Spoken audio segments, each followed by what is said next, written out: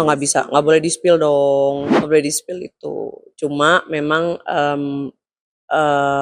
orang yang kebetulan teman saya, temennya Loli juga, itu aja. Oh, kenal kenal, tahu tahu tahu. Bahkan saya itu April 2024, itu pertama kali saya, eee, up masalah Fadel ini abusive sama Loli, itu April 2024. Nah itu aku asal asal muasal atau narasumbernya itu ya mereka, gitu. Jadi aku nggak sembarangan up ini itu, tapi enggak, ini memang ada saksinya dari lama. Oh, no comment, no comment. Nggak boleh di-spill dong, no comment. Tapi saya kenal Nisa gitu aja. Saya tidak bilang Anissa Pakusadewo itu saksinya, tapi Anissa kenal Loli, kenal Laura, eee, Anissa juga kenal saya. Bukan, kalau Anissa enggak. Cuma mungkin memang, bukan mungkin ya, memang dia pernah bertetangga sama Laura. Bertetangga di apartemen tersebut, ya. Kurang lebih dan, aduh saya nggak bisa ngomong lebih lanjut ya, ya kurang lebih begitu deh. Oke, oh iya ini sudah bisa dipastikan kebenarannya. Jadi, Laura ini menyewa unit apartemen. Waktu dia kembali ke Indonesia dari London itu, melalui kakaknya Fadel, abangnya Fadel. Saya nggak ngerti ini kakaknya yang mana, tapi yang jelas antara Martin ataupun Bintang ya.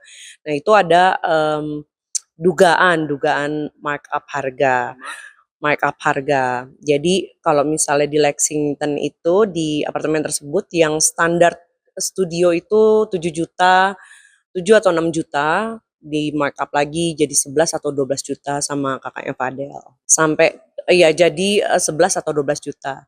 Lumayan, lumayan lah buat nongkrong. Laura, uang Laura. Harusnya gini, kalau misalnya ini sudut pandang saya ya, saya juga punya anak perempuan.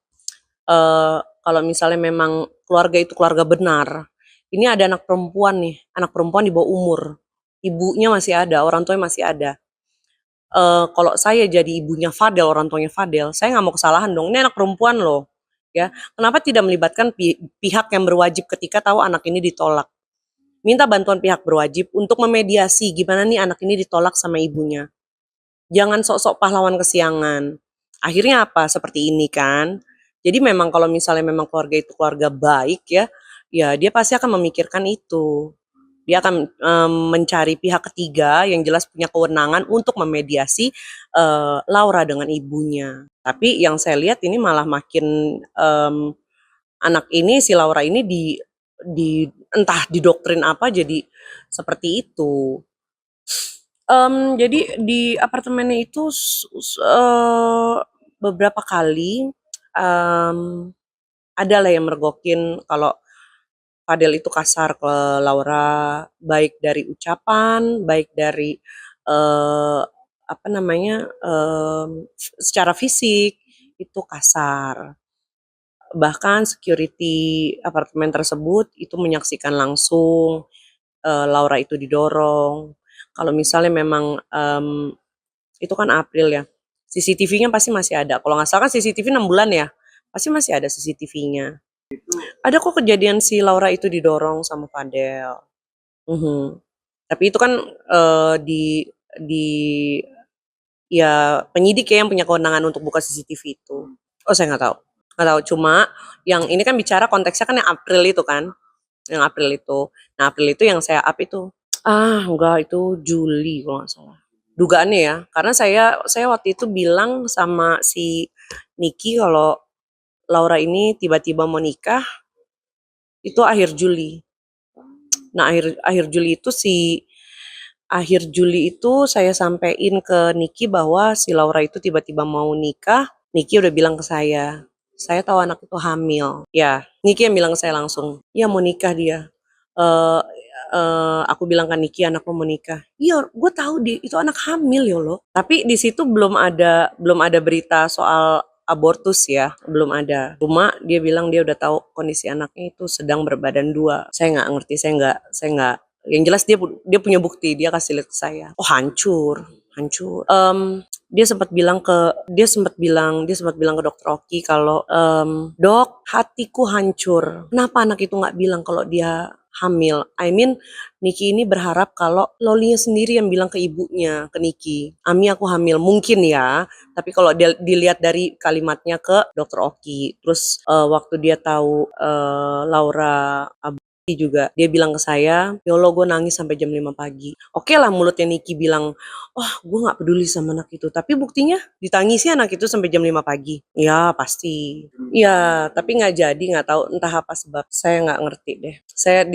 Itu bukan kapasitas saya buat buat ngomong karena memang saya saya nggak tahu detailnya itu. Ini anak yang memutuskan anak ini untuk aborsi itu siapa saya nggak tahu. Itu tapi yang jelas ini anak kabarnya diduga melakukan aborsi. Ya, begitu dia pulang dari London kan dia belum belum hamil tuh. Ya sekarang kalau misalnya ditanya apakah itu benar anaknya Fadel, ya kan sama Fadel terus dia. Bahkan sampai Fadel nginep, sampai Fadel mondar-mandir, pokoknya ya laki-laki di hidupnya di dalam hidupnya Laura saat dia balik ke Indo ya cuma Fadel. Sekarang gini, kalau misalnya nih, ini kita bicara masalah penyangkalan Fadel ya. Fadel, kalau misalnya memang kamu bilang kamu tidak berhubungan seksual sama Laura, ngapain kamu USG? Ngapain? Bener dong, kan nggak pernah gua apa-apain kok itu anak perempuan. Bener dong, kenapa kamu harus USG untuk memastikan, untuk membuktikan? Biarkan aja visum yang membuktikan. Ngapain kamu harus ke dokter kandungan, kamu USG rahim Loli yang udah nggak ada apa-apa, terus kamu bilang, "Oh ini negatif nih hasilnya, ini nggak hamil kok."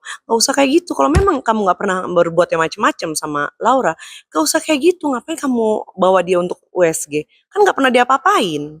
Oh, saya nggak tahu. Ini saya belum belum dengar nih. Ini saya baru kali ini dengar. Nggak tahu saya. Nggak tahu saya. Saya emang kalau saya nggak tahu, saya bilang nggak tahu. Dan nggak pernah dengar juga nih masalah nikah siri ini. Belum. Sepertinya belum. Jadi jangan lupa untuk subscribe Cumi Cumi. Ditekan ya tombol lonceng merahnya.